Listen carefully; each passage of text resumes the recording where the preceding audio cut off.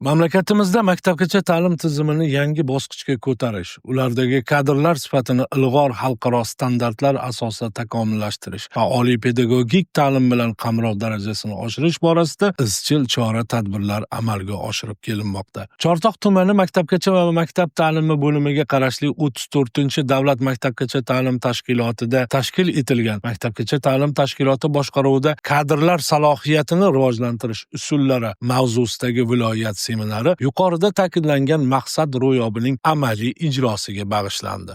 Unda viloyat maktabgacha va maktab ta'limi boshqarmasi metodisti Naima Qodirova, tuman maktabgacha va maktab ta'limi bo'limi sho'ba mudiri Dilfuza Inomjonova, shuningdek boshqa tumanlardan taklif etilgan davlat maktabgacha ta'lim tashkilotlari direktorlari qatnashdi. Seminar mavzusi tumandagi 11, 14, 17, 34, 19, 1 va 32 sonli davlat maktabgacha ta'lim tashkilotlarining menejmentlik sertifikatini qo'lga kiritgan direktorlari Muattar Fozilova, Muattar To'xtayeva, Nigora Ahmadjonova, Sohiba Sharipova, Shohista Qayumova, Malika Rahmonova, Matluba Muradullayevalar tomonidan atroflicha yoritib berildi. Mavzuga doir amaliy tajribalar o'rtaga tashlanar ekan, maktabgacha ta'lim tashkilotlarining malakali pedagog kadrlar bilan jamlanmaganligi oqibatda maktabgacha ta'limni rivojlantirish sohasida davlat siyosatini muvaffaqiyatli yuritishga to'sqinlik qilayotgan muammo va kamchiliklar yuzaga kelayotganligi tahlil etildi. Masala yechimi borasida tashkilot rahbarlarining boshqaruv yo'nalishidagi zaruriy bilimini oshirish, kasbiy faoliyat tajribalarini, tashkilotchilik mahorati, ko'nikma va malaka komponentlarini yuqori darajaga olib chiqish bilan bog'liqligi aytildi. Bunda bugungi talablarga mos keladigan demokratik tamoyillarga va innovatsion yondashuvlarga asoslangan boshqaruv tizimini shakllantirish,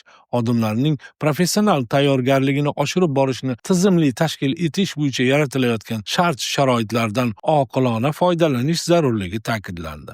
Shuningdek, malakali xodim va tashkilot muvaffaqiyati o'rtasidagi bog'liqlikni tahlil qilib borish, sohaga ilg'or ta'lim texnologiyalarini joriy qilish, tizimni moddiy texnik resurslar bilan to'ldirish, kadrlar salohiyatini rivojlantirishning samarali usul va strategiyalarini tanlash va amaliyotga qo'llash, treninglar, seminarlar, murabbiylik va mentorlik usullari orqali xodimlarning bilim va ko'nikmalarini oshirish, xodimlarni rag'batlantirish va motivatsiyasini kuchaytirish kabi dolzarb vazifalarni amalga oshirish zarurligi aytildi. Seminar davomida Koreya, Finlandiya hamda Yaponiya davlatlaridagi samarador tajriba usullarining afzal jihatlari ko'rib chiqildi.